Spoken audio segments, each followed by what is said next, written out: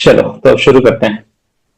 तो आज हम लोग पढ़ने वाले हैं डिस्प्लेसमेंट ऑफ फ्रिंजेस। तो हेडिंग दे दीजिए आप, डिस्प्लेसमेंट ऑफ फ्रिंजेस। हेडिंग दे दीजिए आप, डिस्प्लेसमेंट ऑफ फ्रिंजेस। ठीक है। तो डिस्प्लेसमेंट ऑफ फ्रिंजेस। ओके। तो देखो, ये क्या है कि जैसे यंग्स डबल स्लिट एक्सपेरिमेंट पढ़ा था हमने। ये यस। कार्डबोर्ड है, दो पिन होल कर दिया, दो पिन होल कर दिया, एक यहाँ पे सोर्स रख दिया, एक सोर्स ऑफ लाइट रख दिया। यहाँ पे फ्रिंजेस बनते हैं, उनका पैटर्न देखा था कि हाइपरबोलिक होता है या कैसा होता है, जो भी है। हमने देखा था कहाँ पे मैक्सिमा बनता है, कहाँ मिनिमा बनता है। सारे मैक्सिमा इक्वली ब्राइट होते हैं, इक्वली स्पेस्ड होते हैं, सारे मिनिमा इक्वली स्पेस्ड होते हैं। जो पैटर्न था वो हम लोगों ने देखा था। अब क्या है कि हम लोग जो है ना वो एक पिनहोल के आगे एक कुछ ट्रांसपेरेंट लेयर चिपका दे रहे हैं। जैसे एक ट्रांसपेरेंट लेयर हो सकता है ग्लास स्लैब, ट्रांसपेरेंट लेयर में भी एक ग्लास स्लैब। ओके। तो हम लोग एक होल के आगे जो है ना वो एक ट्रांसपेरेंट लेयर चिपका दे रहे हैं। ठीक है, दैट में भी एक ग्लास स्लैब। तो ओके, तो एक ट्रांसपेरेंट लेयर चिपका दे रहे हैं। अब उससे क्या होगा, उससे क्या होगा देखो। हम लोगों ने लास्ट क्लास में पढ़ा था ऑप्टिकल पाथ। ऑप्टिकल पाथ पढ़ा था ना चंदन। Yes sir. जरा आप इस पे प्रकाश डालिए कि क्या होता है ऑप्टिकल पाथ। ऑप्टिकल पाथ क्या होता है, ये थोड़ा सा आप इसके बारे में बताइए।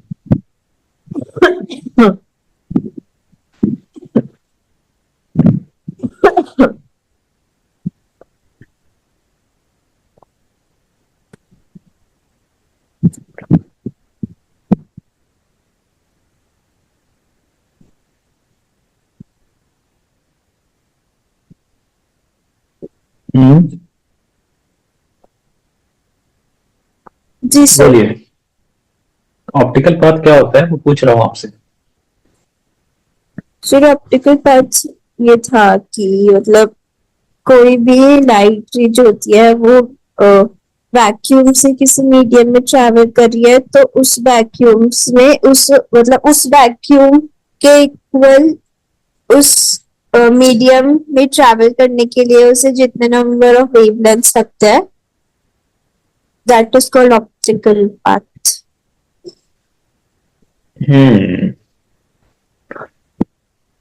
पूरा आपने सब क्या? पूरा आपने सब जितने टर्म्स थे सब लगा दिए एक ही साथ।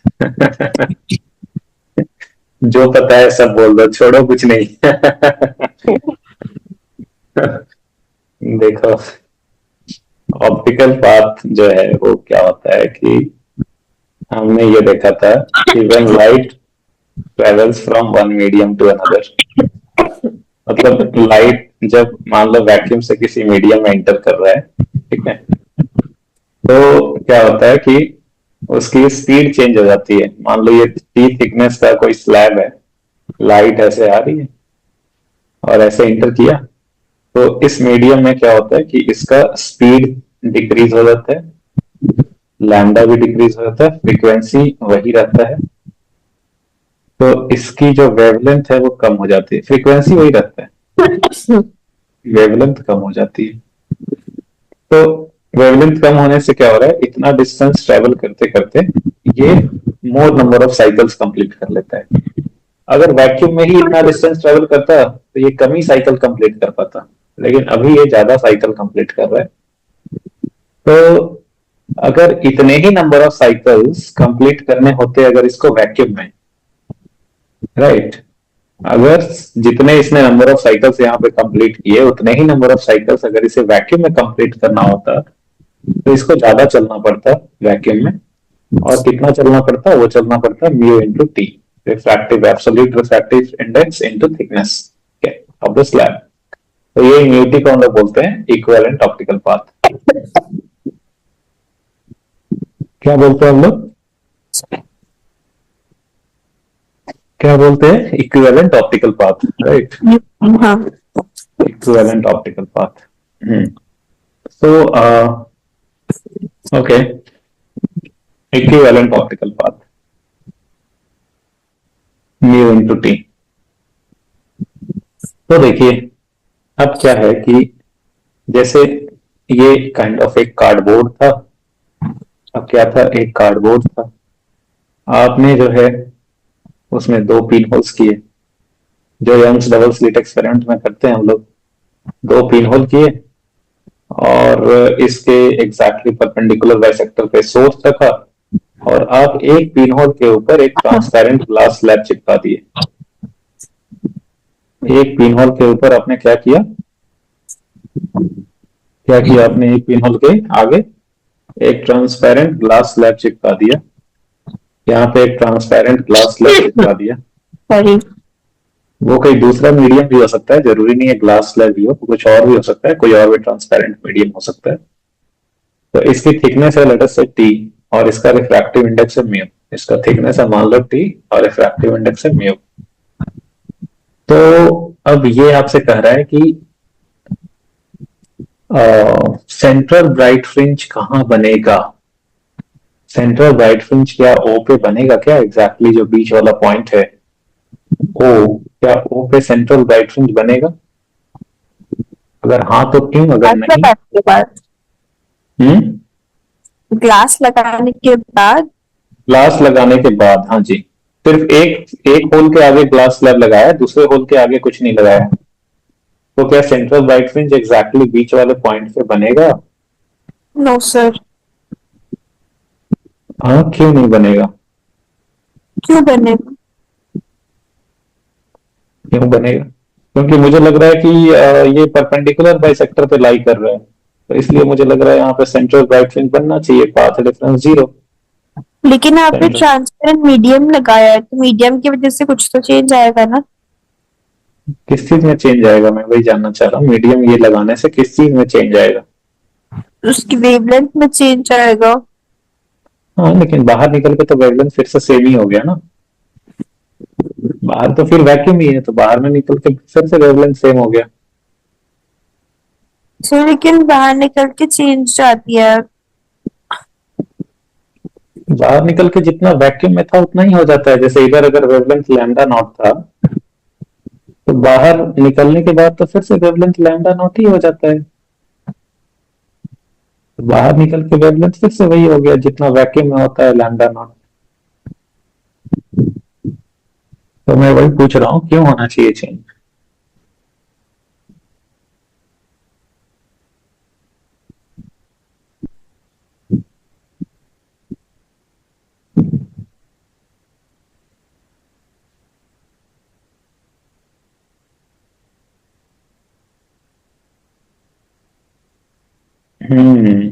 देखिए, इसको ऐसा आपको बोलना चाहिए था कि सर जो आपने ग्लास स्लैब लगाया उसका इक्विवेलेंट ऑप्टिकल पाथ तो ज्यादा होगा ना। हम्म। तो जितना डिस्टेंस, अच्छा ये जो थिकनेस है ये बहुत ही कम है, नेग्लिजिबल है। ये क्वेश्चन में दिया रहता है, या ऐसा मानना रहता है कि थिकनेस बहुत ही कम है। अब देखो, ऐसा क्यों मानना रहता है कि थिकनेस बहुत ही कम है? थिकनेस टी दिया हुआ है, लेकिन बोला रहता है कि this thickness t is very very less compare to, ये जो कैपिटल डी है उसके कंपैरिजन में बहुत कम होता है एक्चुअली। ऐसा क्यों मेंशन करना जरूरी होता है, ऐसा क्यों मेंशन किया रहता है? बिकॉज देखो, आप मान लो कि कहीं पे आप पहुंच रहे हो, लेट अस से किसी पॉइंट पे पहुंच रहे हो, आप ओ पे ही पहुंच रहे हो, तो ऐसे ऐसे आएगा ना इसका, तो ऐसे आएगा। तो इसमें ग्लास स्लैब के अंदर जो पाथ हुआ, ये ग्लास स्लैब को अगर मैं यहाँ पे बनाऊं, तो इसमें पाथ जो है वो हॉरिजेंटल ना रह करके ऐसे इंक्लाइंड है, राइट? यस क्या है सर। इसके अंदर पाथ, क्या है, ऐसा इंक्लाइंड। ठीक है। हाँ। हाँ, अभी देखो, अभी अगर ये थिकनेस बहुत ही कम रहेगा, थिकनेस बहुत ही कम रहेगा, तो यू कैन से कि ये जो इंक्लाइंड वाली लाइन है ये ऑलमोस्ट टी के इक्वल ही रहेगा। अगर थिकनेस बहुत कम हुआ तो यू कैन से कि इंक्लाइंड वाला जो लेंथ है वो ऑलमोस्ट टी के इक्वल ही होगा। ऐसा बोल सकते हैं हम लोग। अगर थिकनेस बहुत कम होगा तो हम लोग बोल सकते हैं कि ऑलमोस्ट ये वाली लाइन टी के इक्वल होगी। Yes sir. थिकनेस थिकनेस ज्यादा होगा तो नहीं बोल सकते हैं, कम होगा तो बोल सकते हैं, राइट? हम्म। तो तो देखो, क्योंकि आप ऐसे भी देखो ना, पाइथागोरस थ्योरम से भी देख लो, ये हाइपोटेन्यूज है और ये बेस है टी और ये परपेंडिकुलर, अगर थिकनेस बहुत कम होगा तो ये परपेंडिकुलर भी बहुत कम होगा, तो ये hypotenuse will almost equal to base. तो इसीलिए बोला रहता है कि थिकनेस बहुत ही कम है। So that you can assume कि ग्लास स्लैब के अंदर जो लाइट है उसने टी डिस्टेंस ट्रेवल किया। बहुत बढ़िया भाई। अगर ग्लास स्लैब के इसने टी डिस्टेंस, ग्लास स्लैब के अंदर अगर इसने टी डिस्टेंस ट्रेवल किया, तो ये बताओ वैक्यूम में तो वो म्यू इंटू टी चलने के इक्विवेलेंट हो गया ना। Yes sir. अगर ग्लास स्लैब में वो टी चला, मतलब वैक्यूम में इक्विवेलेंट कितना चला, म्यू टी चला। हाँ, और यहाँ पे जो दूसरा वाला होल है उसके आगे तो ग्लास स्लैब नहीं लगा है, ठीक है। नहीं। तो उसके आगे आप ये मानो, ऐसा सोचो कि एक वैक्यूम का ही स्लैब है। मान लो एक स्लैब ले लिया जो वैक्यूम वैक्यूम ही है, तो वैक्यूम ही है तो उसमें S2 वाला कितना चला, वो टी चला, ठीक है। वैक्यूम में कितना चला, ऑलमोस्ट टी चला। और S1 वाला वैक्यूम में कितना चला, म्यू टी चला। S1 वाले ने ज्यादा डिस्टेंस ट्रेवल किया ना, S1 वाले ने ज्यादा डिस्टेंस ट्रेवल किया। आई बात समझ में चुनवन? Yes sir. तो पाथ डिफरेंस कितना लिखोगे आप कि O पे पहुंचने के लिए पाथ डिफरेंस जो है वो कितना होगा, वो पाथ डिफरेंस होगा कितना।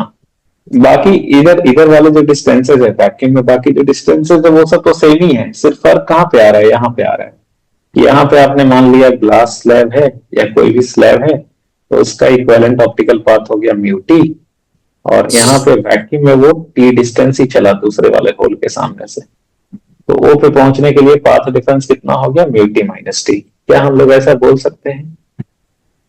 जी सर। वो पॉइंट के लिए पाथ डिफरेंस बोल सकते हैं ना ऐसा? बोलिए। हाँ। बहुत बढ़िया। और देखो, अगर मैं यहाँ पे मैंने एक पॉइंट ले लिया P, अगर मैं P की बात करूं तो P के लिए जो है ना, P पॉइंट के लिए कितना होगा पाथ डिफरेंस, P पॉइंट के लिए पाथ डिफरेंस कितना होगा। तो मैं ना इसका एक तरीका आपको और बताता हूँ, एक शायद आपको थोड़ा वो और ज्यादा अच्छा लगेगा।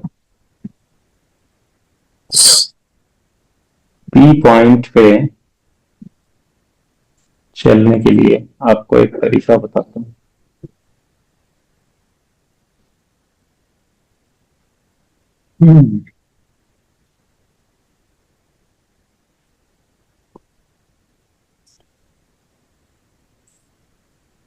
Displacement of fringes.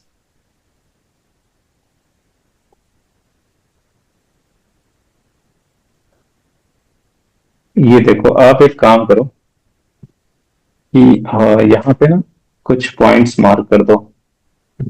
S1 है एंड यहाँ पे क्या बोलते हैं, यहाँ पे एक और स्लैब मान लो आप, मान लो एक और स्लैब मान लो यहाँ पे, जो कि है वैक्यूम का, बहुत ही पतला सा स्लैब है। किस चीज का है, टी थिकनेस का ये, पर ये वैक्यूम का है। क्या है ये, वैक्यूम, ठीक है। ठीक है चंदन। जी सर। और यहाँ पे एक पॉइंट मान लो लेट अस से M, और ये स्लैब के ऊपर इधर, और यहाँ पे एक पॉइंट मान लो N, ये पॉइंट मान लो यहाँ पे N, और ये जहां पे परपेंडिकुलर गिरा है वो है कुछ और नाम देते हैं उसको D। ओके, अब क्या करो आप, P पॉइंट पे आपको यहाँ पे आपको लिखना है पाथ डिफरेंस कितना होगा P पॉइंट के लिए। तो एक काम करो, जो लाइट अब देखो बेसिकली लाइट आया है S से ही ओरिजिनेट हुआ है, एक S1 के थ्रू गया, एक इधर S2 के थ्रू गया है। तो सबसे बढ़िया आप क्या पाथ क्या लिखो, पहला वाला जो लेंथ हुआ बिल्कुल S से चलो आप, तो कितना लिखोगे आप, S1, ठीक है। S से S1 गए, फिर S1 से M पे गए, कहाँ गए, S1 से M, तो ये थिकनेस है T, तो वैक्यूम में वो कितने के इक्विवेलेंट हो गया चलना, म्यू टी, म्यू टी। और उसके बाद फिर आप M से P चले वैक्यूम में, तो ये हो गया MP। एक एक लेंथ ये हो गया बिल्कुल, ठीक है। Yes sir. और दूसरा वाला लेंथ, एस से हम लोग चले तो एस से चले तो S2 पे आए तो SS2, फिर S2 से आए तो N पे चले तो ये वाली थिकनेस T ही है, और ये हमने वैक्यूम में चला है। कहाँ चला है? वैक्यूम। ठीक है। हाँ, प्लस प्लस यहाँ से जो है वो N से D पे गए। कहाँ पे गए? एम से N डी, से एम से N पी। से N से D, D D D D D, फिर D से P। ठीक है। एन एन है ये वाली पॉइंट स्लैब के ऊपर, डी है ये वाला परपेंडिकुलर वाला, तो मैं ये एन डी की बात कर रहा हूँ। मैं ये एन डी की बात कर रहा हूँ, ये एन से डी फिर डी से पी, दो पार्ट में तोड़ा इसको। ठीक है। Yes sir. तो पाथ डिफरेंस कितना हो जाएगा? पाथ डिफरेंस का मॉड, पाथ डिफरेंस का मॉड जो होगा वो हो जाएगा L1 माइनस L2 या L2 माइनस L1, जो भी है उसका मॉड। ठीक है। तो L1 माइनस L2 कर दो आप, तो ये SS1 और SS2 तो सेम है, ये तो कट जाएगा। चलो मैं लिख देता हूं, SS1 plus mu T plus MP और minus SS2 plus T plus ND और प्लस DP। ठीक है। Yes sir. देखो क्या क्या कटा, एस एस छोड़ दिया था हमने यहाँ पे। देखो क्या क्या कटा, SS1 से SS2 कटा, ये दोनों सेम है, SS1 SS2। ठीक है। अच्छा, जी ये सर। PM और PD सेम है, PM और PD यहाँ से परपेंडिकुलर ड्रॉ किया। देखो याद है, बताए थे एक बार कि कंपास लो, कंपास का निडल जो है वो P पे रखो और उसको M से ऐसे ड्रॉ करो, तो ये बेसिकली आर्क हो गया, ये दोनों रेडियस हो गया, इस P सर्कल का सेंटर हो गया, तो P से M का डिस्टेंस, P से D का डिस्टेंस सेम होगा, बिकॉज सर्कल के सेंटर से वो रेडियस सेम ही होता है, राइट। तो MP is equal to DP, ये लिख सकते हैं हम लोग। जी सर। तो MP और DP ये कट गया, तो ये बताओ यहाँ पे पाथ डिफरेंस जो है ये हो जाएगा म्यू टी माइनस टी और माइनस ND। और ये बताओ ये N से D का डिस्टेंस कितना है, ये वाला डिस्टेंस कितना है? D साइन थीटा है ना, डिस्टेंस D साइन थीटा होता था ना। ये ग्लास ग्लास स्लैब की थिकनेस बहुत कम है, इसीलिए ये फिगर में आपको दिख रहा है तो आपको कंफ्यूजन हो रहा होगा कि सर इसमें थिकनेस, ये स्लैब भी आ गया, बट ये थिकनेस, स्लैब की थिकनेस बहुत कम है, तो इसलिए आप डायरेक्टली ये सोच सकते हो कि ये वाला डिस्टेंस, तो ये वाला डिस्टेंस तो D साइन थीटा ही होता था ना। Yes sir. तो कितना हो गया ये? T माइनस टी और माइनस D साइन थीटा, है ना। Yes sir. तो ये हो गया mu t minus T minus D sine theta. Okay, बहुत बढ़िया। तो mu t minus T minus D sine theta, या फिर आप D sine theta minus mu t minus T कर सकते हो, जो भी बड़ा होगा उसमें से छोटे को घटा देंगे। ठीक है। You can also write it as mod, लिया हुआ है ना ये, तो you can also write it as D sine theta minus mu t minus t. बोलो क्लियर है? अच्छा, अब इतना बताया ही है तो आपको एक चीज और बता देता हूं। मान लो अगर मान लो कि जो दोनों होल है ना, अगर दोनों के ऊपर अगर स्लैब चिपकाते, लेकिन अलग अलग रिफ्रैक्टिव इंडेक्स और अलग अलग थिकनेस का चिपकाते, तो ये बताओ पाथ डिफरेंस क्या होता। जैसे ये वाला जो है इसका थिकनेस मान लो आप T1 और इसका रिफ्रैक्टिव इंडेक्स मान लो आप μ1, और इसका थिकनेस मान लो आप T2 और इसका रिफ्रैक्टिव इंडेक्स मान लो आप μ2। तो ये बताओ पहला वाला पाथ क्या लिखते हैं? L1 is equal to SS1 plus S1M। S1 से M पे जाएंगे तो कितना हो जाएगा? ये थिकनेस T1 है और रिफ्रैक्टिव इंडेक्स μ1 है, तो ऑप्टिकल पाथ कितना हो जाएगा? μ1 T1 और प्लस M से P का डिस्टेंस और L2 जो है वो क्या लिखते हैं हम लोग, S से S2 पे गए, फिर यहाँ पे गए, ये स्लैब के लिए क्या लिखेंगे, ऑप्टिकल पाथ μ2 T2, फिर ये क्या लिखेंगे, N से D का डिस्टेंस, D sin थीटा, और फिर D से P का डिस्टेंस। तो पाथ डिफरेंस जो होगा, पाथ डिफरेंस का mod is equal to L1 minus L2 का मॉड। तो ये कितना हो गया, SS1 प्लस μ1 T1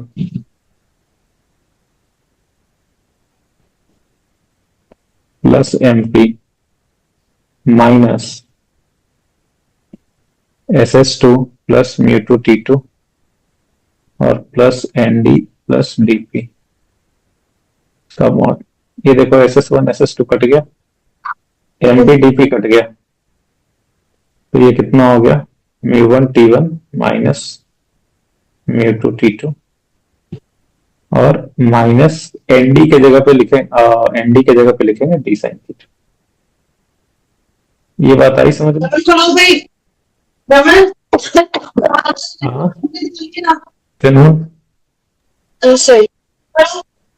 ये चीज समझ में आया क्या? अच्छा, तो देखो सिमिलरली आपको एक और चीज दिखाता हूँ। अच्छा ठीक है, तो देखो पहले यही देख लेते हैं।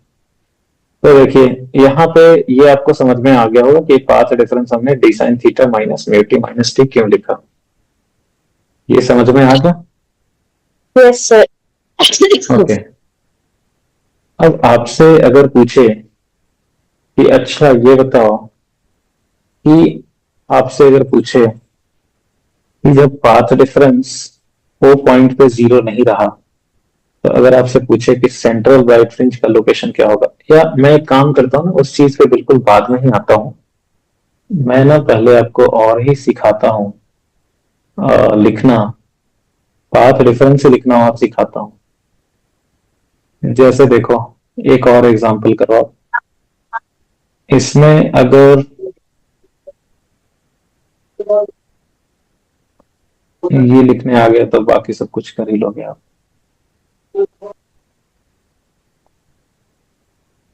देखो अगर P पॉइंट जो है अगर नीचे हो, ये P पॉइंट जो है वो अगर नीचे हो, ठीक है, और ये लाइट S1 से आ रही है ऐसे, और S2 से आ रही है,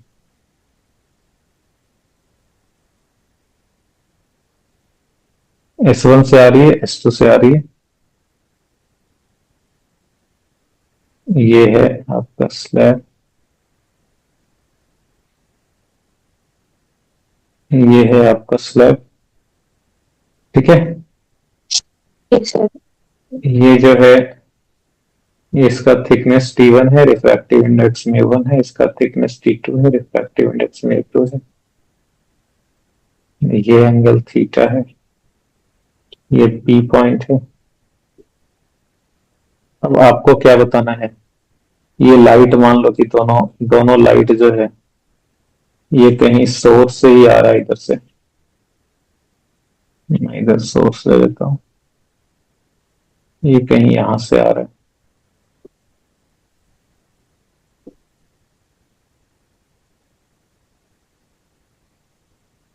ये कहीं यहां से आ रहा है, ठीक है, ये S1 है, ये S2 है।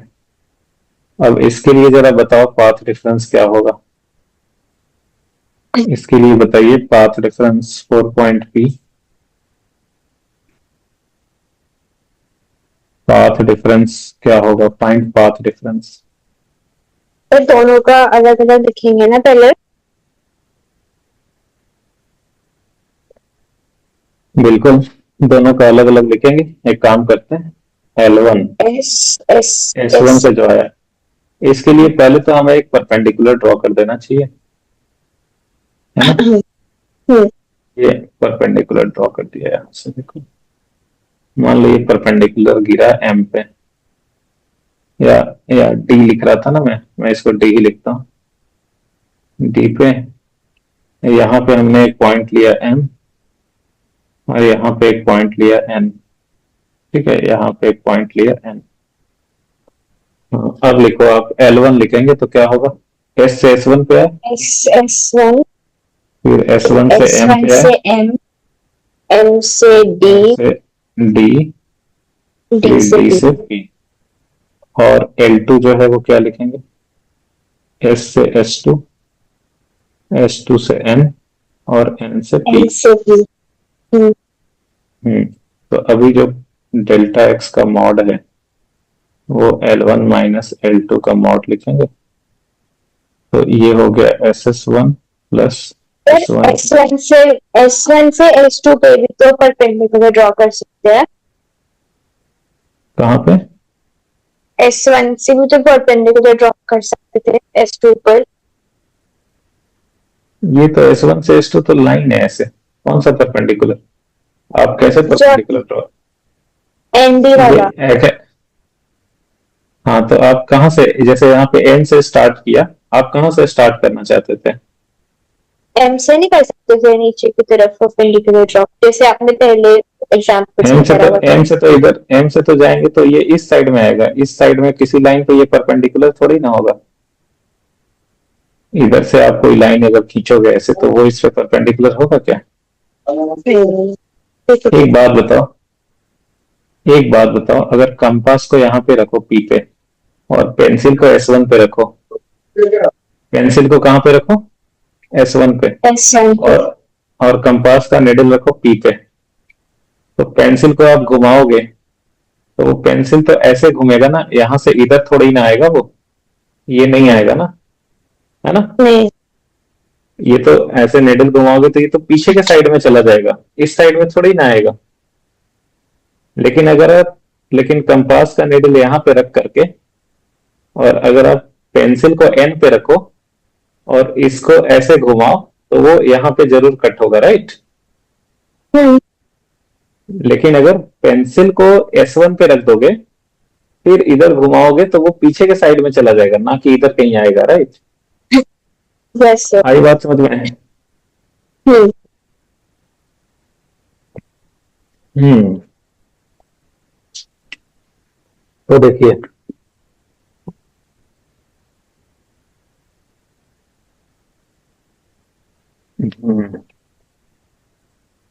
तो देखिए यहाँ पे क्या है कि एम डी प्लस डीपी, और माइनस कर दो आप SS2 plus S2N plus NP। ये बताओ SS1 और SS2 कट गए, यस सर। और क्या क्या कटा, ये P से N का डिस्टेंस एंड P से D का डिस्टेंस सेम होगा, बिकॉज P पे अगर आप कंपास का निडल रखें और इसको N से ऐसे घुमाएं तो ये सर्कल का आर्क होगा, ये रेडियस होगा, ये PN और PD का डिस्टेंस सेम होगा, ये हम लोग पहले ही देख चुके हैं, राइट। तो PN से PD का डिस्टेंस सेम होगा, तो ये कितना हो जाएगा, देखो S1N की वैल्यू कितनी है, S1M की वैल्यू है μ1T1, और M से D का डिस्टेंस कितना है, D sin। ये डिस्टेंस है D sin थीटा, है ना। गुड, ये डिस्टेंस है D sin थीटा। तो D sin थीटा, और S2N जो है वो कितना है, तो S2N जो है वो है μ2T2। तो यहाँ पे कितना हो गया पाथ डिफरेंस, ये हो गया μ1T1 माइनस μ2T2, और प्लस T, है ना चिन्मन। Yes sir.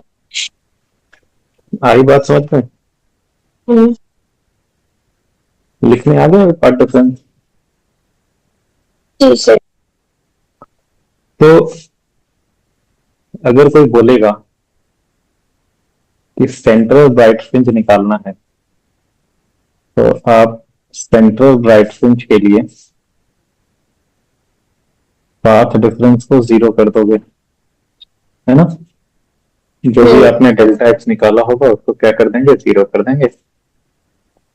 ठीक है, यस। बहुत बढ़िया। तो पाथ डिफरेंस 0 कर देंगे, तो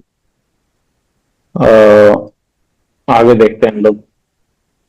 ये निकालने आ गया, पाथ डिफरेंस निकालने आ गया, तो हम लोग इस केस पे आ जाते हैं वापस। इस केस में टी पॉइंट के लिए हमने देखा था कि डेल्टा एक्स की वैल्यू ये आती है। अभी तो आपको डेल्टा एक्स निकालने आ गया है, तो आप इजीली अगर कोई दोबारा लिखने के लिए बोले तो आप ये लिख पाओगे, राइट, डेल्टा एक्स की वैल्यू। Yes sir. बहुत बढ़िया। अब कोई बोले कि अच्छा भाई सेंटर ब्राइट फ्रिंज के लिए तो आपने कर दिया, डेल्टा एक्स को 0 कर देंगे, सेंटर ब्राइट फ्रिंज के लिए डेल्टा एक्स को 0 कर देंगे, लेकिन आपको बोले कि मुझे ना वाई की वैल्यू बताओ कि ये सेंट्रल ब्राइट फ्रिंज बनेगा कहाँ पे, मतलब कितने हाइट पे बनेगा। तो उसके लिए क्या करोगे आप, उसके लिए क्या करोगे आप, उसके लिए आप बोलोगे कि बहुत आसान है। आप बोलोगे कि डेल्टा एक्स तो हमने 0 कर दिया, तो कोई भी क्वेश्चन हो, चाहे ये वाला एक स्पेशल केस हो गया ये हो, या फिर ये वाला केस जो आपने देखा इसके लिए हो, कोई भी, सब में एक ही काम करना है। क्या करना है, डेल्टा एक्स को पहले 0 कर दीजिए। जैसे मैं इसी एग्जांपल की बात करता हूँ, तो यहाँ पे क्या कर देंगे आप, म्यू1 टी1 माइनस म्यू2 टी2 आया था ना, और प्लस टी साइन थीटा। इसको जो है आप 0 कर देंगे। अच्छा, नीचे में तो जाएंगे तो पाथ रेफरेंस ऐड ही हो रहा है, यहाँ पे हो सकता है, ठीक है। तो इसको अगर आप 0 करोगे तो डी साइन थीटा की वैल्यू कितनी आ जाएगी, म्यू2 टी2 माइनस म्यू1 टी1 आ जाएगा। ठीक है, अब आप क्या करो ना, इसके बाद एकदम बहुत रेडीमेड टाइप का चीज है कि आप लिखोगे कि स्मॉल थीटा के लिए, और small theta sine theta can nearly be written as tan theta. ये काम हम लोग बार बार करते आए हैं कि थीटा स्मॉल होगा तो हम लोग साइन थीटा को नियरली tan थीटा लिखेंगे। अभी ये देखो, tan थीटा को आप क्या लिख सकते हो, tan थीटा को लिख सकते हो ये है y, और ये है d, और ये है थीटा। इस ट्रायंगल में, इस राइट एंगल ट्रायंगल में tan थीटा को y बाई डी लिख सकते हैं क्या, बोलिए। इस राइट एंगल ट्रायंगल में tan थीटा को लिख सकते हैं क्या, y by D. Yes sir. तो यहाँ पे tan थीटा को लिख देंगे y बाई डी, तो ये यहां से हो जाएगा d साइन थीटा की जगह हो गया tan theta which is y by D is equal to mu two T two minus mu one T one, और यहां से हमें y का वैल्यू मिल गया। तो यहां से हमें y का वैल्यू जो है वो मिल जाएगा capital D by small D into mu two T two minus mu one T one. यही मिल गया हमें y का वैल्यू, जहां पे हमें सेंट्रल ब्राइट फ्रिंज मिलेगा। आई बात समझ में? जी सर। यहाँ पे हमें मिलेगा सेंट्रल ब्राइट फ्रिंज, ये यही चीज मिला। अगर इसके पहले वाला करेंगे, इसके पहले वाला करेंगे जिसमें कि P ऊपर था, तो जिसमें P ऊपर था वो वाला करते, तो वो उसमें जो है वो हमारा डेल्टा एक्स कितना आया था, देखो यहाँ पे भी कर देता हूं मैं। इसके लिए अगर आप करेंगे तो क्या हो जाएगा, सेंट्रल ब्राइट फ्रिंज के लिए, वो central bright fringe delta x को क्या लिखेंगे, 0। तो यहां से डेल्टा एक्स को 0 लिखेंगे तो D sine theta is equal to कितना हो जाएगा, म्यू1 टी1 माइनस म्यू2 टी2। ठीक है, फिर आपसे पूछेगा कि y की वैल्यू बताओ जहां पे कि आपको सेंट्रल ब्राइट फ्रिंज मिला है। तो आप उसके लिए क्या लिखोगे, आप लिखोगे कि for small theta sine theta is nearly equal to tan theta, और tan थीटा को लिखोगे वो बड़े वाले ट्रायंगल में y बाई डी। ये थीटा है, ये राइट एंगल है, ये y है, ये d है। tan थीटा को हम लोग लिखेंगे y by D, perpendicular by base. तो tan थीटा की जगह पे लिखेंगे y बाई डी, तो यहां से हो जाएगा ये d साइन थीटा की जगह tan theta which is y by D is equal to mu one t1 minus mu two t2। तो y का वैल्यू कितना हो गया, capital D by small D into mu one t1 minus mu two t2। ये आया समझ में क्या? जी सर। एक ही काम करना है ना सब में, सब में एक ही काम करना है। देखो क्या बोलते हैं,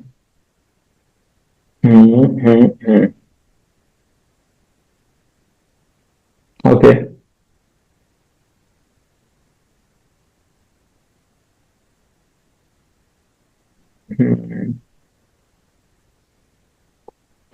ओके ओके ओके, नेक्स्ट जो है, अगर देखो इसकी बात करेंगे हम लोग, जैसे यहाँ पे अपना डेल्टा एक्स इतना निकला था, यहाँ पे अगर सेंट्रल राइट फ्रिंज के लिए y पूछेगा तो यहाँ पे क्या करोगे आप, डेल्टा एक्स का वैल्यू कितना निकाला था आपने,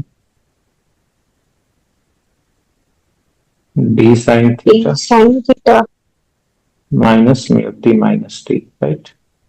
यस सर। तो सेंट्रल राइट फ्रिंज के लिए क्या करेंगे,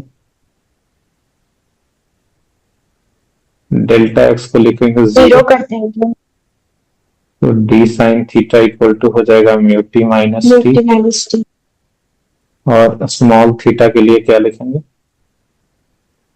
sign theta which is equal to y by D. ये हो जाएगा d into y by D and this is equal to mu t minus t. तो y की वैल्यू जो है वो कितनी आ जाएगी,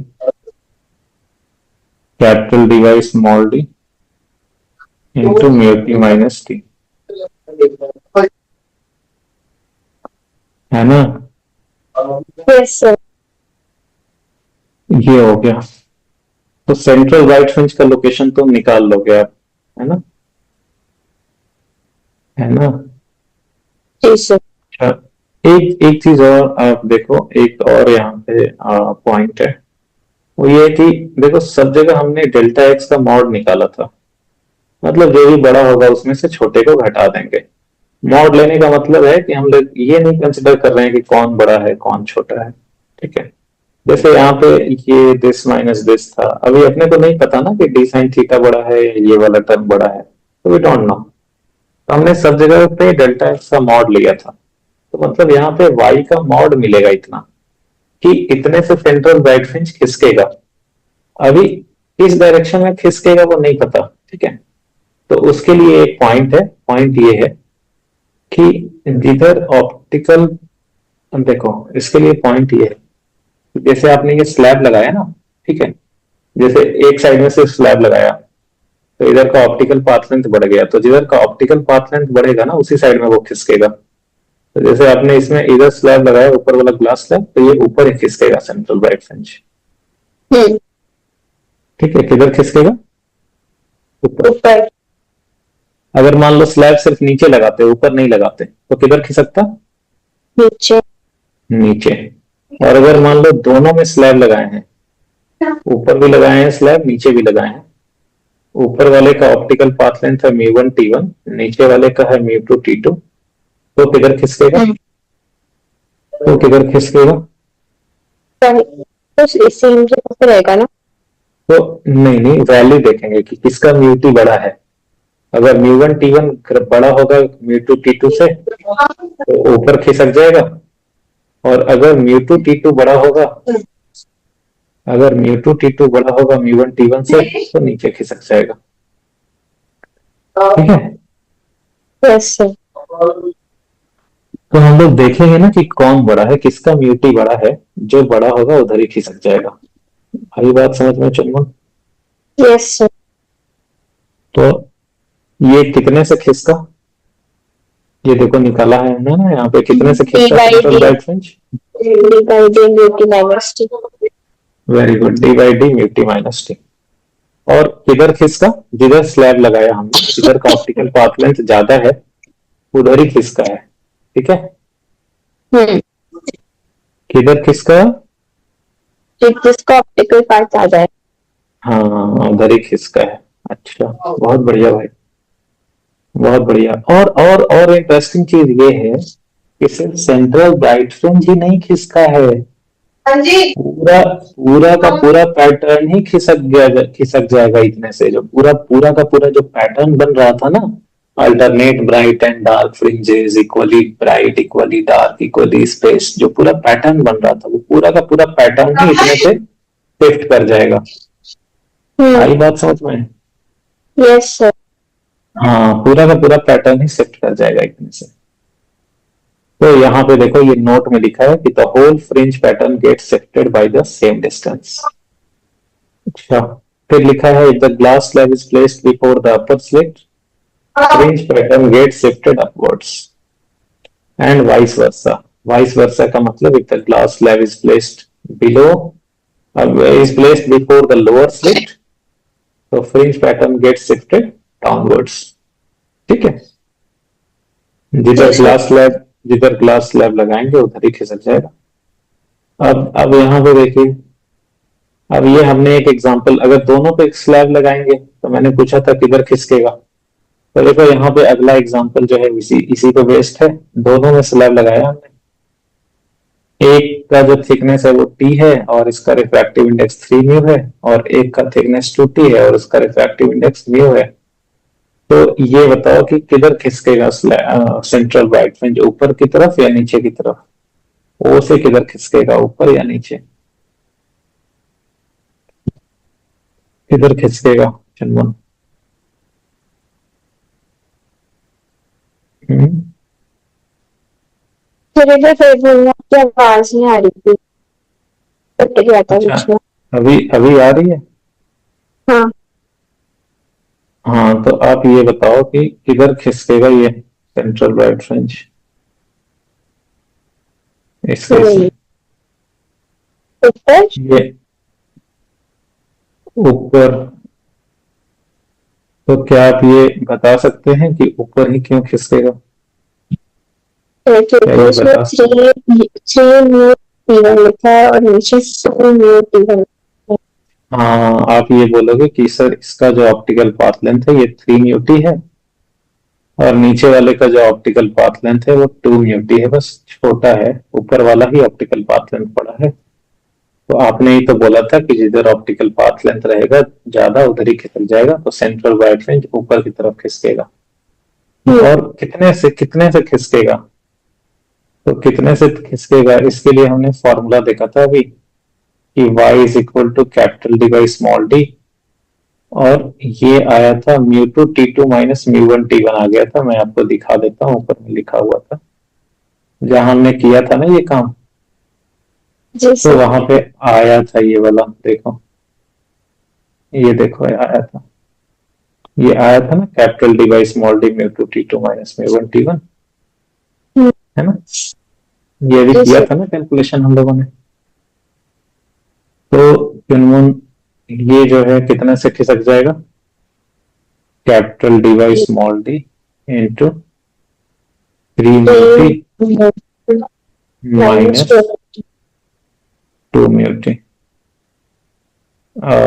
2t इंटू म्यू, तो मैं bracket 3 mu t minus 2 mu T. ठीक है। और since 3 mu T is greater than 2 mu T, therefore the whole pattern the whole pattern shifts upwards, the whole pattern shifts upwards, है ना? हम्म। हम्म। तो ये हो गया। और चुनमुन बताइए, दिवाली में हमें तो इनविटेशन दिया ही नहीं आपने। पर मुझे खुद इनविटेशन नहीं आया। आपको खुद इनविटेशन नहीं आया? नहीं, अच्छा, मुझे तो कौन शाम नहीं को भी दिया? क्लास है। कौन नहीं दिया इनविटेशन? पापा ने आपको इनविटेशन नहीं दिया? किस चीज का? तो किस चीज का इनविटेशन बोल रहे हैं आप नहीं आया?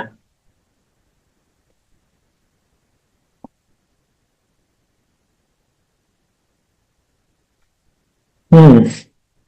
तो हेलो,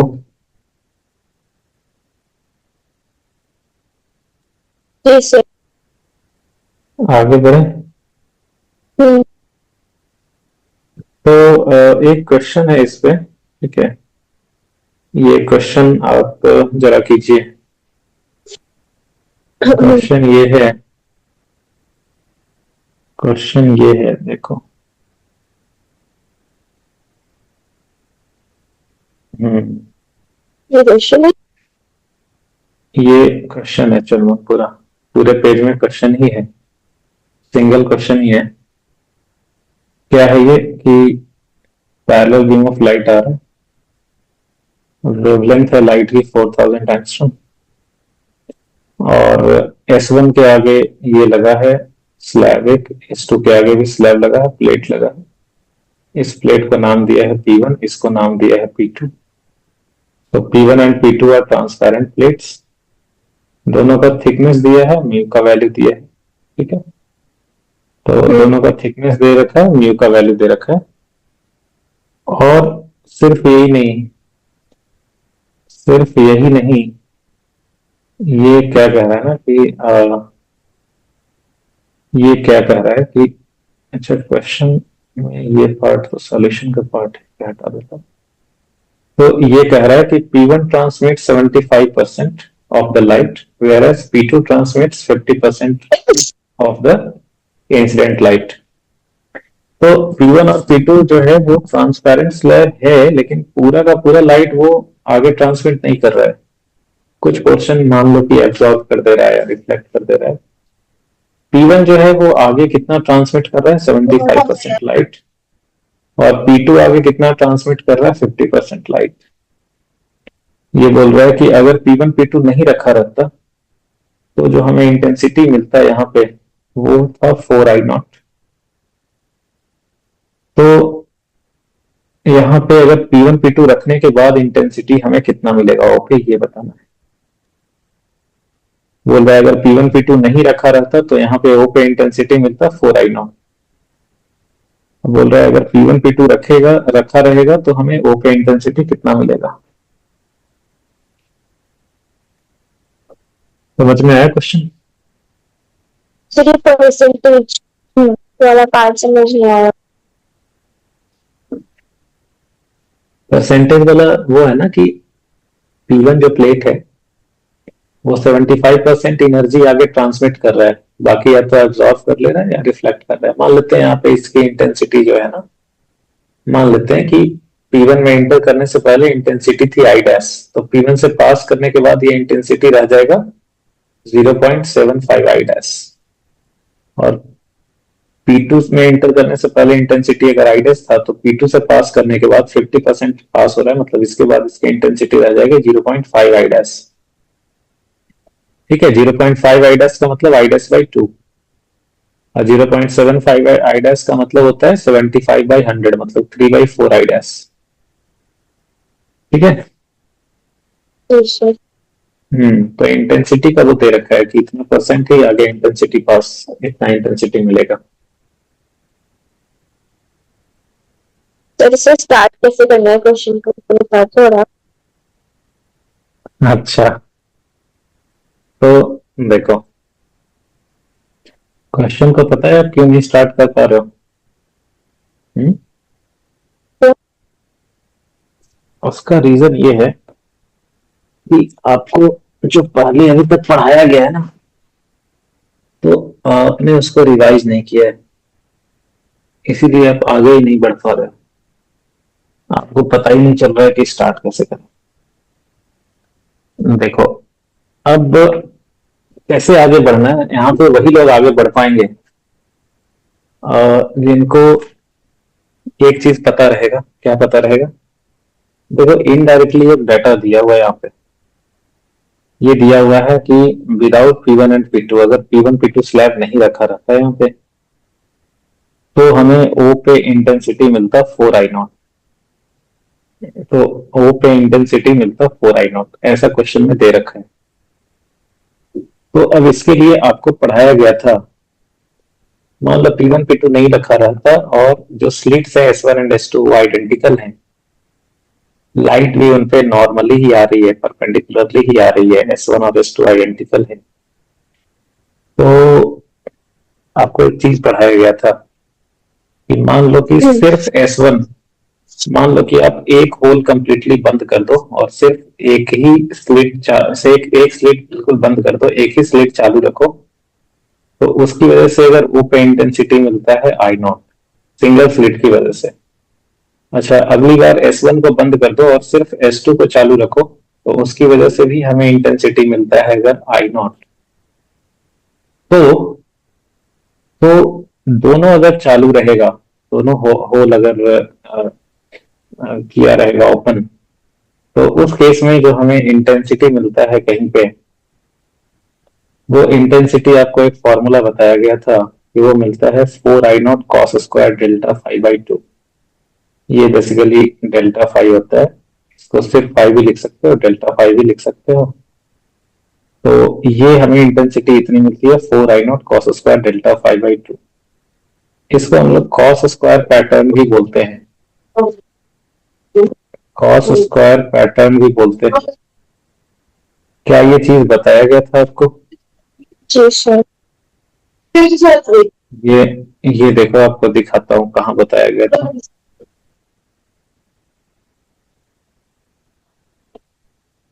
ये देखो, कॉस स्क्वायर पैटर्न का आपको ये बताया गया था कि उस केस में जो हमें इंटेंसिटी मिलती है वो मिलती है I इक्वल टू 4I0। देखो, आपको बताया गया था कि इंटेंसिटी होता है I1 plus I2 plus 2√I1 I2 cos of delta five. अगर I1 और I2 की वैल्यू सेम होती है, I0 होती है, तो उस केस में इंटेंसिटी हमें मिलता है 4I0 cos square delta five by two, है ना। इसी को कॉस स्क्वायर पैटर्न, ग्राफ की कॉस स्क्वायर पैटर्न भी बोलते हैं। ये बताया गया था चंदन। यहाँ बताया गया था कि जब मैक्सिमम इंटेंसिटी होगा वो तब मिलेगा जब cos of delta five by two की वैल्यू 0 हो, sorry, cos of delta five by two की वैल्यू प्लस माइनस 1 हो, हाँ, प्लस कॉस स्क्वायर वाले का वैल्यू 1 हो। तो ये बताया गया था कि वो तब होगा जब फेज डिफरेंस जो है वो इवन मल्टीपल ऑफ पाई हो, या फिर 0 हो, या 2 पाई हो, 4 पाई हो, 6 पाई हो, 8 पाई हो, तो हमें वहां पे इंटेंसिटी मैक्सिमम मिलेगा। और जब फेज डिफरेंस जो है वो ऑड मल्टीपल ऑफ पाई हो, पाई, 3 पाई, 5 पाई वगैरह, तो हमें इंटेंसिटी 0 मिलेगा। तो उसी चीज का यूज है यहाँ पे, उसी चीज का देखो यहाँ पे यूज पड़ रहा है। क्या है यूज? सर किसमें? अब यहाँ पे ये बोल रहा है, यहाँ पे ये बोल रहा है कि अगर प्लेट P1 P2 नहीं होता और S1 S2 स्लिट्स आइडेंटिकल है, लाइट परपेंडिकुलरली फॉल कर रही है इन पे, तो ये बताओ, तो यहाँ पे इंटेंसिटी हमें, तो लाइट परपेंडिकुलरली फॉल कर रही है, S1 S2 स्लिट्स आइडेंटिकल है, तो हमें O पे क्या सेंट्रल ब्राइट फ्रिंज मिलना चाहिए था ना? Yes sir. मतलब, हाँ, तो अच्छा, अब ये बताओ, किसी भी पॉइंट पे जो S1 S2 के लिए, आई मीन इधर के जो पॉइंट्स है उन पे S1 S2 के लिए इंटेंसिटी सेम होगा, तो इंटेंसिटी सेम होगा, तो हम लोग वही बोल सकते हैं ना कि किसी पॉइंट पे इंटेंसिटी जो है, resultant intensity 4I0 cos square delta five by two मिलेगा। और हम लोग ये बोल सकते हैं कि जो हमें मैक्सिमम इंटेंसिटी मिलेगी वो 4I0 मिलेगी। जैसे ओ वाला पॉइंट, जैसे ओ वाला पॉइंट जो है, ये तो सेंट्रल ब्राइट फ्रिंज ही बन जाएगा। S1 S2 के लिए प्लेट P1 P2 नहीं है, तो ये सेंट्रल वाइड फ्रिंज ही मिल जाएगा, तो यहाँ पे हमें इंटेंसिटी कितना मिलेगा, 4I0। कितना मिलेगा, 4I0। और यहाँ पे I0 क्या हुआ, I0 is the intensity due to single slit. I0 is the intensity due to single slit. बहुत बढ़िया, सिंगल स्लिट की वजह से इंटेंसिटी I0। तो यही चीज यहाँ पे ना कंक्लूड करना था कि भाई अगर यहाँ पे हमें इंटेंसिटी 4I0 मिल रहा है O पे, तो यहाँ पे I0 जो है वो क्या हुआ, I0 is the intensity due to single slit. ये डिकोड करना था। तो इनडायरेक्टली ये दिया हुआ है कि सिंगल स्लिट की वजह से इंटेंसिटी जो है वो इन पॉइंट्स पे कितना होगा, I0 होगा। बहुत बढ़िया। अब एक बात बताओ, जब आपने प्लेट लगा दिया P1, तो जब P1 नहीं था तो इंटेंसिटी I0 थी यहाँ पे, और जब जब P1 लगा दिया है तो इसने तो 0.35 मतलब 0.75 75% ही पास होने दिया ना। तो इसने 75% ही पास होने दिया लाइट को, ठीक है, और 25% एब्जॉर्ब कर लिया। तो ये बताओ, अगर S1 की वजह से अगर पहले O पे इंटेंसिटी I0 था, तो अभी तो क्या मिलेगा, अभी तो सिर्फ उसका वही 75% ही मिलेगा। 0.75 I0 ही मिलेगा, है ना, है ना जी सर। अच्छा, सिमिलरली प्लेट P2 जो है वो आधा एनर्जी एब्जॉर्ब कर लिया, तो आधा एब्जॉर्ब कर लिया। तो जब प्लेट P2 नहीं था तो हमें इंटेंसिटी यहाँ पे O पे मिल रहा था I0। जब प्लेट P2 लगा देंगे तो आधी इंटेंसिटी ही मिलेगी। तो I2 की वैल्यू कितनी हो गई, I0/2 हो गया। फिर से बताना। जब प्लेट P2 नहीं था तो हमें O पे इंटेंसिटी मिल रहा था, सॉरी, जब प्लेट P2 नहीं था तो सिर्फ S2 की वजह से प्लेट O पे इंटेंसिटी था I0। सिर्फ S2 की वजह से सिर्फ S2 की वजह से पॉइंट O पे इंटेंसिटी कितना था, I0। जब प्लेट P2 लगा लेंगे तो वो आधा एनर्जी अब्सॉर्ब कर ले रहा है, तो हमें सिर्फ S2 की वजह से अभी O पे जो इंटेंसिटी मिलेगा वो तो आधा ही मिलेगा ना। यस। है ना। तो I2 की वैल्यू क्या हो गई, I0/2। I2 क्या हो गया, प्लेट P2 लगाने के बाद, प्लेट I2 क्या हो गया, प्लेट P2 लगाने के बाद only due to this source S2, intensity at point O will be I2, which will be I0/2। और I1 क्या हो गया, I1 हो गया कि ये प्लेट P1 लगाने के बाद, ठीक है, प्लेट P1 लगाने के बाद यहाँ पे जो इंटेंसिटी मिला only due to this source S1, वो हमें मिल गया 3/4 I0। ये बात क्लियर हो। देखो तो वहां पे यही लिखा है, यहाँ पे intensity at O is I equal to 4I0। So सिर्फ S1 की वजह से जो इंटेंसिटी मिलेगा वो मिल जाएगा 0.75 I0, 3/4 ऑफ I0। और सिर्फ S2 की वजह से जो इंटेंसिटी मिलेगा O पे वो मिल जाएगा 0.5 I0, मीन्स I0/2 का हाफ। ये बताओ, ये वाला पॉइंट क्लियर हुआ क्या। सर एक बार फिर से बताना, वो कॉल कट हो गई थी। हाँ देखो, आप जो है आप ये देखो कि आप ये देखो, जब S1 S2 दोनों है, ये प्लेट्स नहीं है, S1 S2 दोनों ऑन है, तो हमें यहाँ पे जो इंटेंसिटी मिल रहा है O पे वो कितना मिल रहा है, यहाँ पे जो इंटेंसिटी 4I0 मिल रहा है। यहाँ पे I0 is the intensity, I0 जो है वो इंटेंसिटी किसकी वजह से है, I0 is the intensity individually due to S1 and S2, ठीक है।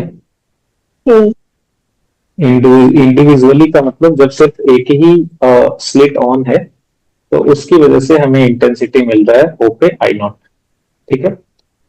Yes sir. बोलिए। अभी मान लो अभी मान लो कि S2 को अगर हम बंद कर दें, क्या करें? बंद कर दो। हाँ, S2 को मैं बंद कर दें, इसके आगे जो है वो ओपेक ओपेक बॉडी लगा दें कुछ, तो बंद कर दें। और प्लेट P2 नहीं लगाया, मतलब इसको बंद ही कर दिया है, S2 को बिल्कुल बंद ही कर दिया है। और S1 के आगे एक प्लेट लगाया, जो कि क्या करता है, 75% एनर्जी पास होने देता है बस। तो अकेला S1 की वजह से यहाँ पे इंटेंसिटी कितना मिल रहा था? I0 मिल रहा था। Yes sir. ठीक है। अभी प्लेट लगाने के बाद यहाँ पे जो इंटेंसिटी मिलेगा वो कितना मिलेगा? 75% एनर्जी पास कर रहा है, तो 75% of I0। Hmm. 75% of I0 कितना हुआ? 0.75। 0.75 I0। तो 0.75 का मतलब कितना हुआ? 75/100। 25 से कट करेंगे तो ये कितना हो जाएगा? 3/4 3 I0। बाय 4। आई बात समझ में? Yes sir. इसको नाम दे दे रहा हूँ S1, I1। क्या नाम देते रहा? I1। हाँ। अब क्या करो आप कि अब जो है S1 को बंद कर दो। अभी आप S1 को बंद कर दो और S2 के आगे एक प्लेट लगाओ P2। ठीक है। अच्छा, सिर्फ S1 को बंद करेंगे तो O पे इंटेंसिटी कितनी थी? Due to S2 I0। I0। अब इसके आगे भी अगर एक प्लेट लगा देंगे जो सिर्फ आधी एनर्जी ही आगे जाने दे रही है, तो हमें जो इंटेंसिटी यहाँ पे मिलेगा वो कितना मिलेगा? आधा ही मिलेगा। I0/2। हाँ, तो 50% ऑफ I0, ये हो जाएगा 0.5 I0 is equal to I0/2, है ना? तो इसको मान लो कि I2 नाम दे दो। क्या नाम दे दो? I2। I2 कितना हो गया? I0/2। I0/2। ये बात क्लियर हुआ? जी सर। हम्म। अब कह रहा है कि, तो अब ये कह रहा है कि अब हमें कितना एनर्जी मिलेगा? Find intensity at O after placing P1 and P2। अब हमें टोटल इंटेंसिटी O पे कितना मिलेगा? तो देखो, सिर्फ सिर्फ जो है ना, सिर्फ प्लेट 1 लगाने से इंटेंसिटी हमें मिल रहा है यहाँ पे I1। सिर्फ प्लेट 2 लगाने से इंटेंसिटी मिल रहा है हमें I2। तो दोनों लगाने से क्या हो जाएगा? हमें कितना इंटेंसिटी मिलेगा? दोनों लगाने से कितना इंटेंसिटी मिलेगा बताओ?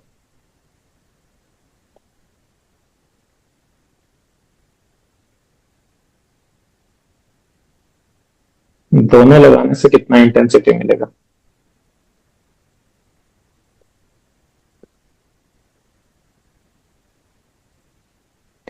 यहाँ पे जो इंटेंसिटी मिलेगा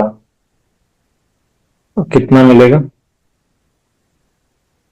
I1 plus I2 plus 2 √I1 √I2 cos of delta five, है ना? Yes sir. अभी I1 आपने निकाला था 3/4 I0। I2 निकाला था I0/2।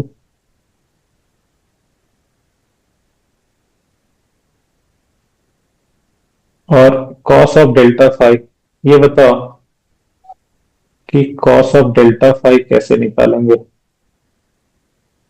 तो इसके लिए हम लोग वो यूज करेंगे ऑप्टिकल पाथ का, कि इसका कुछ ऑप्टिकल पाथ भी दे रखा था क्वेश्चन में। क्वेश्चन में इसका ऑप्टिकल पाथ भी दे रखा था। आपको क्या याद है कितना था? क्वेश्चन में कितना दिया था, याद है? नहीं याद है? ये देखिए, ये है T और μ1 और ये है T और μ2। कितना है? 20 माइक्रोमीटर। T और μ1 और इसका है T और μ2।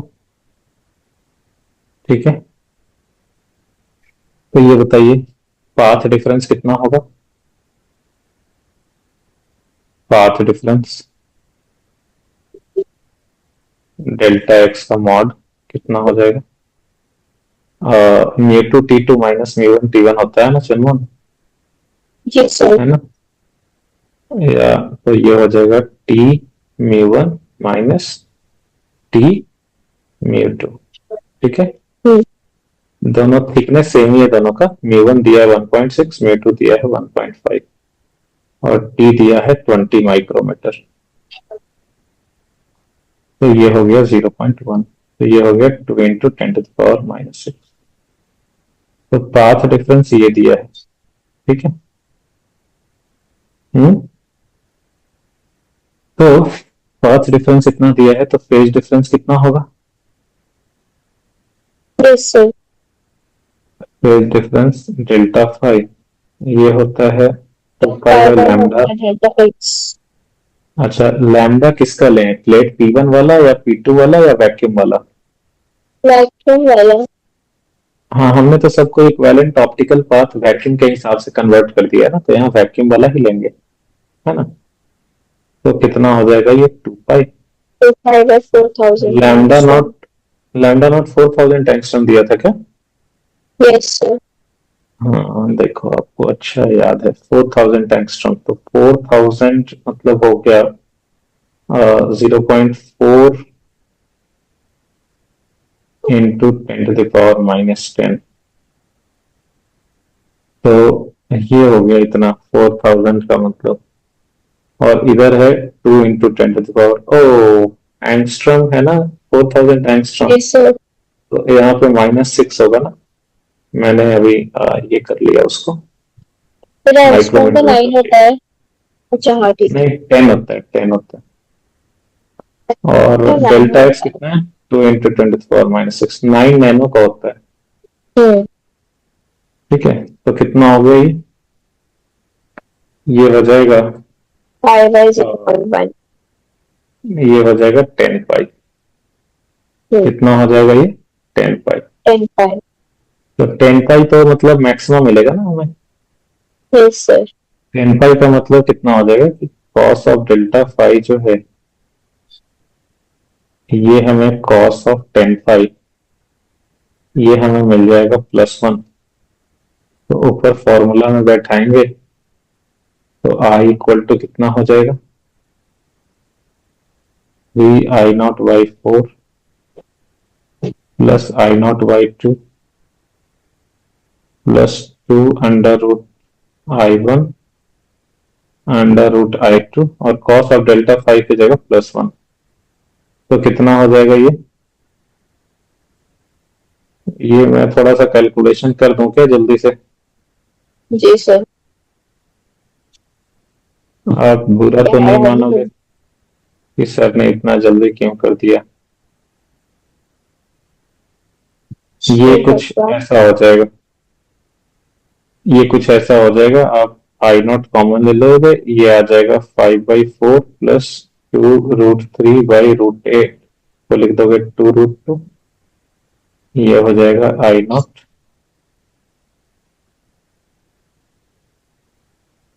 यही आंसर हो जाएगा, ठीक है? जी सर। क्या समझे?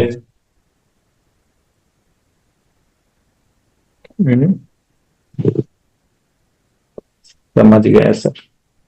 सर एक मिनट बताओ। क्या समझे वो पता नहीं, पर कुछ तो समझ गए। कितना समझे वो पता नहीं, पर लगता है समझ गए। चलो,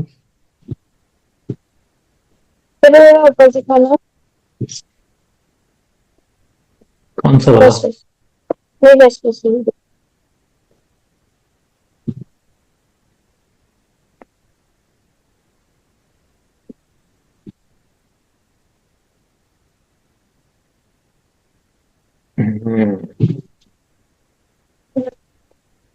फिर नीचे करना।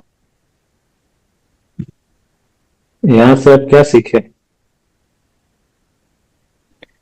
ये सीखे कि प्लेट रहेगा तो कैसे इंटेंसिटी वो परसेंटेज के फॉर्म में दिया हुआ है तो कैसे लेना है, ठीक है? और फिर तो वही फॉर्मूला लगाना, एक ही तो फॉर्मूला लगता है इसमें, आई वन प्लस इनेट इंटेंसिटी का I one plus I two plus two under I one I two cos of delta, है ना? तो कैसे? हो गया, हम्म गुड। तो एक और क्वेश्चन करते हैं हम लोग, एक और एग्जांपल करते हैं। ये आप लिख लीजिए, क्या है ये एग्जांपल? एग्जांपल ये है कि हम्म, ये कह रहा है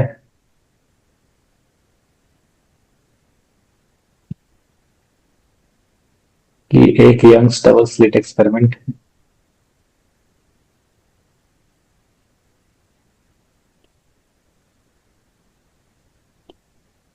एक यंग्स डबल स्लिट एक्सपेरिमेंट किया आपने, तो जिसमें आपने S2 के आगे एक स्लैब रखा, S2 के आगे एक स्लैब रखा, इसका थिकनेस है T और रिफ्रैक्टिव इंडेक्स है म्यू2, और ये पूरे apparatus को आपने वाटर में डुबा दिया। पूरे apparatus को आपने कहाँ डुबा दिया? वाटर में, पानी में। जिसका पानी में, हाँ, जिसका रिफ्रैक्टिव इंडेक्स है म्यू1। अच्छा, तो एग्जैक्टली बीच वाला पॉइंट है वो, एग्जैक्टली बीच वाला पॉइंट वो है, और ये दिया हुआ है,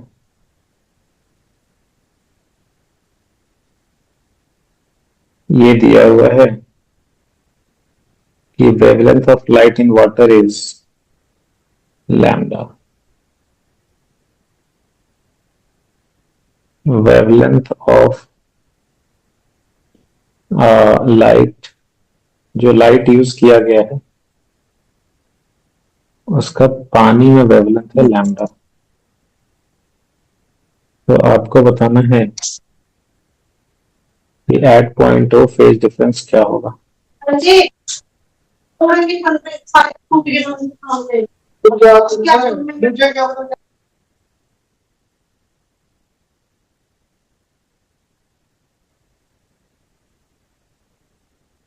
आपको बताना है कि ओ पॉइंट पे फेज डिफरेंस क्या होगा। और आपके लिए अच्छी बात यह है कि आपको ऑप्शन भी दिया गया है, तो आपको ऑप्शन भी दिया गया है। पहला ऑप्शन है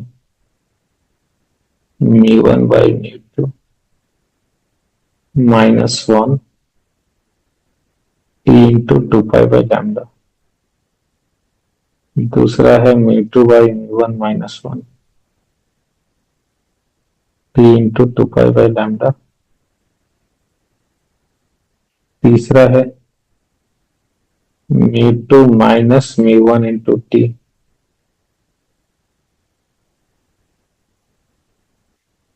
और ये सब मैं मॉड भी लगा दो अब, दिस इंटू t इंटू 2π/λ। और डी ऑप्शन है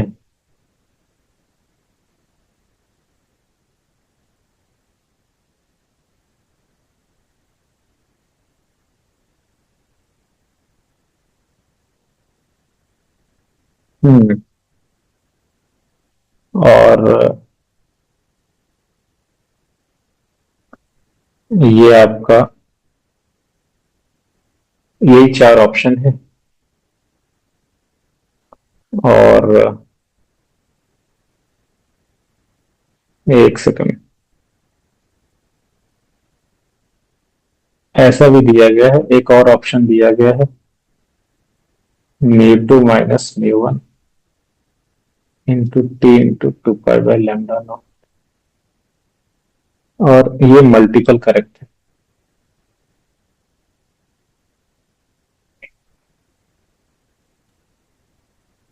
ये डायग्राम दिखाना।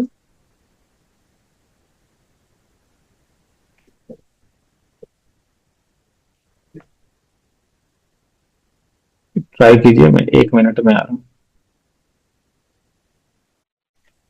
हेलो, क्या हुआ चनवन? आप तो लगता है कि पूरा परेशान हो गए इस क्वेश्चन में। मुझे तो समझ नहीं आ रहा। इसे समझ ही में नहीं आ रहा है, क्या करूं? मतलब क्वेश्चन ऐसे थोड़े ही देने चाहिए। तो इसे मल्टीप्लाई करेक्ट कर दे दिया आपने। हाँ, एक तो सर उतना डिफिकल्ट, उस पर से मल्टीपल करेक्ट बना दिया इसको। थोड़ी तो बच्चों पे रहम करो, दिवाली है।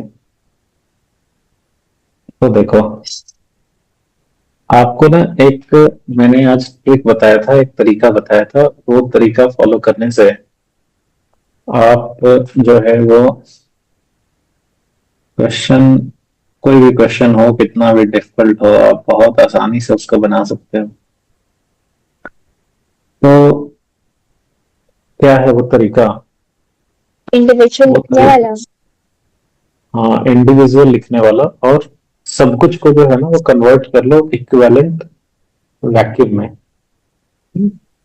Equivalent optical path in vacuum, सबको उसमें कन्वर्ट कर लो। ठीक है? तो देखो, आप क्या सोचो कि यहाँ पे भाई टी थिकनेस का स्लैब लगाया है, यहाँ पे तो नहीं लगा है, यहाँ तो पानी ही है। तो हम लोग मान लेंगे कि यहाँ पे भी स्लैब लगा है पर पानी का ही लगा है। लोग मान लेंगे कि यहाँ पे भी उतना ही थिकनेस का, सेम थिकनेस का स्लैब लगा है, पर यहाँ पे पानी की रिफ्रैक्टिव इंडेक्स म्यू1 है तो म्यू1 का ही लगा है। और इस पे आप एक पॉइंट ले लो एम, और इस पे एक पॉइंट ले लो एन, और आप इसको जोड़ दो पी से। तो पी से जोड़ दो,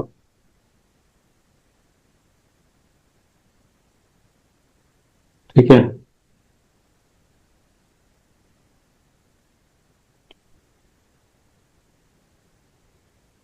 ये आप जोड़ दो पी से, ठीक है? अब देखो, अब क्या करो, पाथ डिफरेंस लिखना है ना, तो पहला वाला लेंथ लिख लो आप L1। L1 क्या हो गया? S1 से M पे गए यस आप, यस यस। S1 से M पे गए, तो S1M, और लेकिन यहाँ पे रिफ्रैक्टिव इंडेक्स है म्यू1, तो ये हो जाएगा वैक्यूम में कितने के इक्वलेंट हो जाएगा? S1M इंटू म्यू1, और प्लस फिर M से O पे गए, तो M से गए O पे M इंटू O, और ये पानी में ही चले तो वहां का भी रिफ्रैक्टिव इंडेक्स म्यू1 ही है, तो ये अच्छा वाला ऐसे लेंथ करना वैक्यूम। है। हाँ, ये वाला लेंथ पानी में चला ना अपने, तो हम्म इक्विवेलेंट उसका ऑप्टिकल पाथ क्या हो जाएगा? म्यू से मल्टीप्लाई कर देंगे। ठीक है? ये वाला स्टेप में करा था सर, इससे मल्टीप्लाई करने वाले। हाँ, और दूसरी वाली जो लेंथ है, ये आप चले S2 से N पे, और यहाँ चले आप स्लैब के अंदर जिसका रिफ्रैक्टिव इंडेक्स है म्यू2, और फिर आप गए N से O पे, और पानी में चले जिसका रिफ्रैक्टिव इंडेक्स है म्यू1। ठीक है चुनमुन? जी ऐसा सर। करने में, ऐसा करने में कोई बुराई नहीं। नहीं है। अच्छा, L1, अब देखो, ये जो S1M जो है, क्या इसका थिकनेस T ही है? तो ये हाँ। हो गया T इंटू म्यू1, और प्लस MO इंटू म्यू1, और L2 जो है ये हो गया S2N। S2N भी थिकनेस T ही है तो T इंटू म्यू2, और प्लस NO, NO इंटू म्यू1। तो आपको फेज डिफरेंस निकालना है, तो पहले पाथ डिफरेंस से निकाल ले। तो हम्म पाथ डिफरेंस जो होगा वो हो जाएगा L1 माइनस L2 का मॉड, तो ये हो जाएगा L1 माइनस L2 लिख लीजिए आप, t mu one plus M O into mu one और माइनस टी म्यू टू और प्लस प्लस क्या, plus N O into mu one. अच्छा ये बताओ अभी एम से ओ का डिस्टेंस और एम से ओ का डिस्टेंस तो सेम ही है, ये ओ जी सर। परपेंडिकुलर बाइसेक्टर पे है ना, परपेंडिकुलर बाइसेक्टर पे है तो एम से ओ का डिस्टेंस और एन से ओ का डिस्टेंस सेम ही है, तो जी एमओ भी सर। सेम, एमओ और एनओ सेम और म्यू वन भी सेम, तो ये वाला चीज कट जाएगा क्या, एमओ इंटू म्यू वन और एनओ इंटू म्यू वन क्या कट जाएगा, यस सर। है? तो ये पाथ डिफरेंस जो है ये कितना हो गया, T into mu two minus mu one हो गया, हम्म। ये हो गया ना पाथ डिफरेंस, हम्म। है ना। जी अच्छा सर। तो ये बताओ फेज डिफरेंस क्या होगा, 2 pi by lambda delta. Phase difference हो जाएगा 2 पाई बाई, ये लैम्डा डेल्टा एक्स या वैक्यूम का या पानी का, क्या डाले यहाँ पे, वैक्यूम का। देखो हमने तो सबको वैक्यूम में कन्वर्ट कर लिया है, हम्म। हमने सबको वैक्यूम में ही कन्वर्ट कर लिया है, तो इसीलिए अब हमें यहाँ पे लैम्डा जो है वो वैक्यूम का डालना चाहिए, है ना। तो यस मान सर। लो वैक्यूम, वैक्यूम में वेवलेंथ है लैम्डा नॉट, तो लैम्डा नॉट डालेंगे। अच्छा अब लैम्डा नॉट वेवलेंथ जो क्वेश्चन में दिया है वो पानी का दिया है कि पानी में वेवलेंथ है लैम्डा, है ना, पानी में वेवलेंथ लैम्डा है, तो ये बताओ वैक्यूम में क्या होना चाहिए फिर, तो वी नो दैट, हम लोगों को ये पता है कि जो लैम्डा होता है वो हो जाता है लैम्डा नॉट बाई म्यू, वो वैक्यूम से क्या होता है म्यू टाइम्स रिड्यूस हो जाता है किसी मीडियम में, है ना। तो यहाँ पे पानी में जो वेवलेंथ होगा वो क्या हो जाएगा, वो लैम्डा है is equal to lambda not by पानी का रिफ्रैक्टिव इंडेक्स म्यू वन दे रखा है, तो लैम्डा इज इक्वल टू कितना लिखेंगे, lambda not by mu one, ये क्लियर हुआ, जी सर। ये क्लियर है क्या, बोलिए। हम्म। ओके पानी का रिफ्रैक्टिव इंडेक्स म्यू वन दिया है ना इसीलिए म्यू वन लिख दिया, तो लैम्डा नॉट कितना होगा देयरफॉर, तो lambda naught is lambda into mu one. अब ये आप सब्सटीट्यूट कर दो यहाँ पे, तो ऊपर में सब्सटीट्यूट कर दोगे तो देयरफॉर फेज डिफरेंस जो बन जाएगा ये बन जाएगा 2 पाई बाई लैम्डा नॉट और डेल्टा एक्स का मॉड इज, डेल्टा एक्स का मॉड कितना है आपका, T into mu two minus mu one, और लैम्डा नॉट की जगह पे वैल्यू बैठा दो आप, लैम्डा नॉट की जगह पे कितना वैल्यू आएगा, two lambda pi by. Into mu one, lambda not की जगह ये लैम्डा म्यू वन, हम्म। तो ये हो गया आंसर। ये बताओ इतना करना आसान था या डिफिकल्ट था, आसान था सर। वैक्यूम में कन्वर्ट कर लेने से तो कोई कंफ्यूजन नहीं हो रहा है राइट, नहीं। वैक्यूम में कन्वर्ट कर लेने से सबसे बड़ी बात है कि आप कोई भी कंफ्यूजन जो है वो अवॉइड कर रहे हो। अब हम्म। देखो आप इसको मैच करा लो ऑप्शन से, तो ऑप्शन जो थे, ऑप्शन जो थे अपने, जरा देखें किससे मैच हो रहा है ये, मल्टीपल करेक्ट है, तो देखो पहला वाला जो ऑप्शन है, अच्छा ये तो म्यू वन अंदर जाएगा तो mu two by mu one minus one होगा, है ना, हाँ। तो mu one by mu two minus one है, बी वाला करेक्ट है। ये तो नहीं हो रहा है, बी वाला करेक्ट है क्या, देखो तो बी वाला से मैच यस हो सर। रहा है क्या, ये म्यू वन अंदर हाँ। लेंगे तो mu yes two sir. By mu one minus one हो जाएगा t into two pi by lambda, तो बी वाले से मैच कर रहा है ये, और ई वाले से मैच कर रहा ये सी मैच हो रहा है क्या? म्यू2 माइनस म्यू1 इंटू टी है। नहीं। Into by lambda. यहाँ तो लैम्डा नॉट होना चाहिए ना? यस ये सर। कितना होना चाहिए था? लैम्डा नॉट होना चाहिए, तो लैम्डा नॉट। तो सी वाला भी मैच नहीं कर रहा है, डी वाला भी मैच नहीं, ई वाला कर रहा ई वाला भी कर रहा है। गुड, तो सही आंसर जो हो जाएगा, correct answer will be b and d, right? है। तो करेक्ट आंसर हो गया बी एंड ई।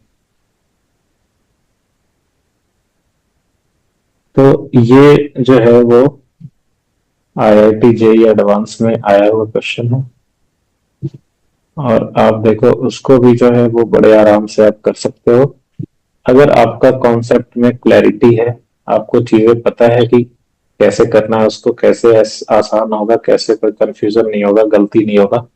तो आपको चीजें पता होता है तो फिर आप बहुत आसानी से कर पाते हो, नहीं पता होता है तो फिर वो नहीं कर पाते हो कभी, है ना? जी सर।